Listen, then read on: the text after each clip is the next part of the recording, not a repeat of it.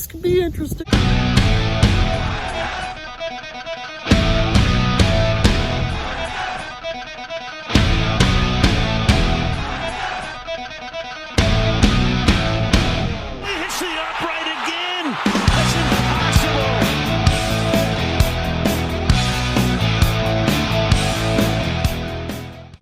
Hey guys, it's another Backyard Angus video today. Yeah, I'm back at it. Crazy stuff happened today. I saw on Twitter, Boyega just dropped a bomb on Disney. Coincidentally, the same day they announced the release date for The Mandalorian Season 2, which I'm really excited about. Can't go wrong with Baby Yoda and the Mando. And especially Gina Carano being pretty red-pilled on Twitter lately. Can't wait to see how Twitter treats her this season. But yeah, I read through most of that interview on GQ. It's really just a lot of Black Lives Matter, pandering and whatnot. And make no mistake, this is Boyega trying to capitalize on this recent movement in Hollywood, especially given that his biggest presence is America, being a Star Wars character. Now, us in the Phantom Menace, we've always said, like, Finn deserved better as a character. He was interesting. He had an interesting plot. Even if you went throughout that he wasn't a Jedi, he stayed with that. He had a really cool potential, and they never really went with it. JJ at least gave him that kind of hint that he was Force sensitive, which lent itself to ask a lot of questions. But this is really just Boyega trying to capitalize. Like I said, he's playing victim.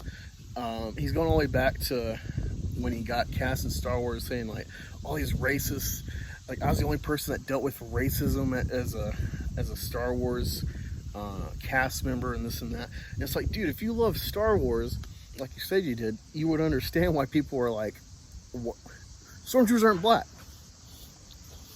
Especially seeing the whole trilogy, they just kind of copied and pasted what they could of the original trilogy. If you know anything about Star Wars, like, it's very obvious the Empire is symbolic of like a sterile, homogenous, faceless regime, trying to echo the imagery and feeling of the Nazi Empire, the Aryan cause. Hence they're, in white and faceless and sterile. They don't have women, they don't have diversity, versus the diverse humans and aliens of the rebels. So, it makes no sense that if Boyega was a fan in the first place, he wouldn't see right away, like, yeah, that's a valid question. It's weird that you had the clones from a New Zealander, Tamara Morrison, and then you have the white stormtroopers, at least you assume all white, and now you have, like, all different ethnicities being stormtroopers, but you're replicating the Empire. Like, that's a legitimate question for Star Wars lore.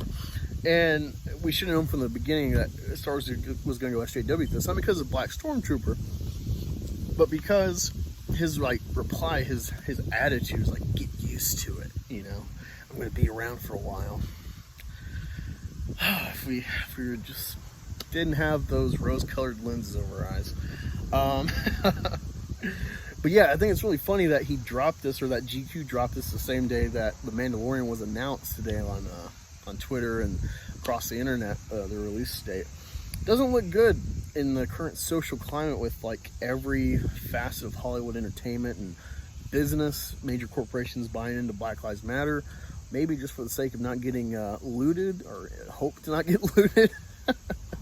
You don't really know at this point. But yeah, I really just think this is an attempt at sustaining relevance and maybe try and get cast in better roles for like a diversity quota. But the funny thing is, all these Twitter SJWs, all these Last Jedi fans are like, how can you read this interview and think, fuck Rian Johnson, And it's like, yeah, he's talking about Disney as a whole, but he gives J.J. Abrams a lot of credit for Force Awakens and kind of trying to bring his character back some in Rise of Skywalker. Rian Johnson, on the other hand, he doesn't name, but he talks about being sidelined as a black character, and talks about Tran, who was sidelined in Rise of Skywalker. Deservedly so. She's not a good character. And even Oscar Isaac, who gets smacked like a bitch by Leia and talked down to by Holdo.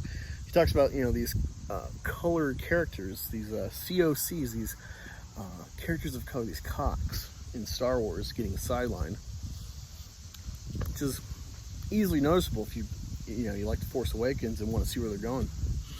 Rian Johnson is almost solely responsible for the sidelining of the cocks, because he wrote 90% of what was the final script for Last Jedi. He wrote it as a first draft, turned it in, they used 90% of it for the film. So it's solely on Johnson and Kennedy.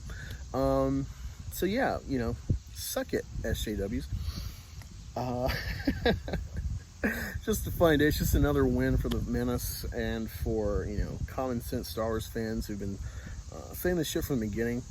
It is kind of refreshing to see the sentiment, even if it's misguided or, has its own agenda with BLM for Boyega. It's great to see that a star of the series is calling them out for their shit.